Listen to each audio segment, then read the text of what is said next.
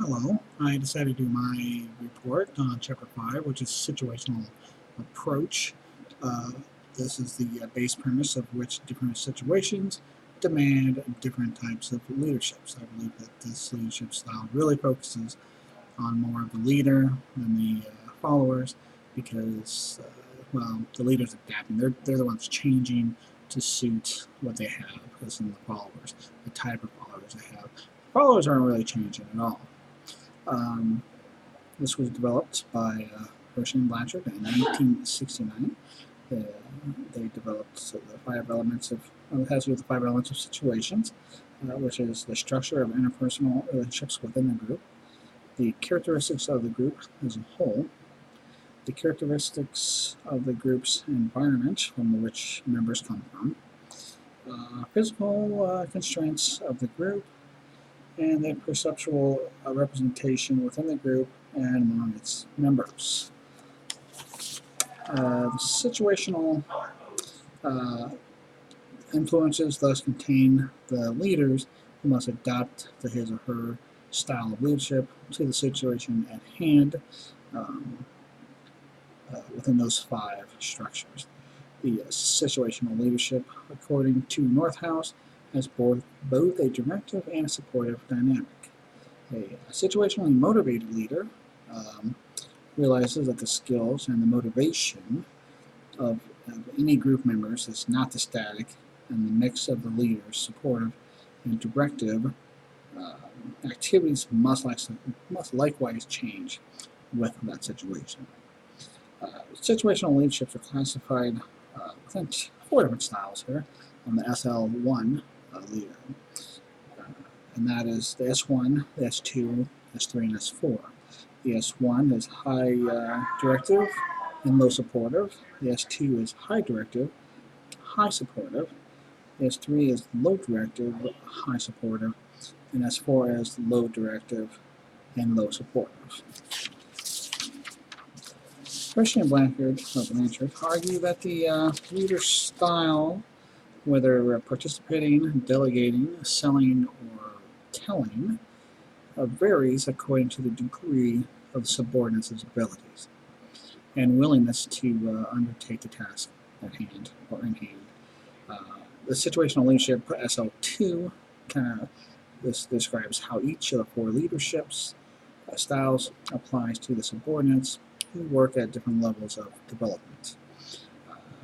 They are the D1, which is low in competence and high in commitment. The D2 is moderately competent and low in commitment. The D3 is moderately competent but lacking in commitment. And the 4 has a great deal of competence and a high degree of commitment. To achieve effective leadership, the leader should diagnose development level of subordinates in a task situation and exhibit the prescribed leadership style. So that matches that situation. So if they're D2, you always have to change your style compared to D4, for instance. There are 4 major strengths associated with leadership. The situational approach, I apologize.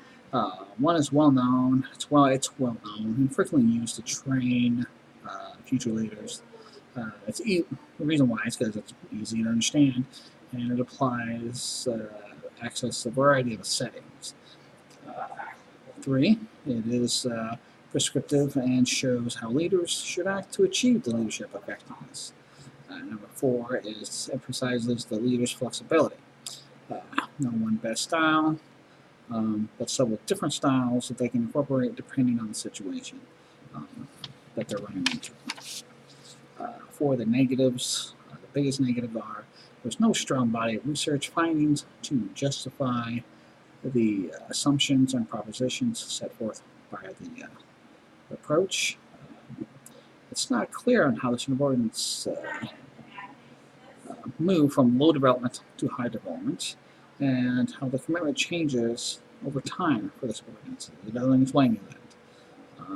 The model does not address how demographics or demographic characteristics affect the employees' preferences and leadership. therefore, does not provide guidance on how leaders can use the models in group settings. Only applies, or it only just talks about individuals, not groups. My personal uh, opinion on this theory is I like it. You see it every day. My manager applies uh, applies to it. He has when you get new employees, a new group, and have to work with application software. It's hard, it's tedious, and it takes a while to learn. So he has to adapt and change his leadership style because he's working with he's usually working with highly competent and highly what was that the D4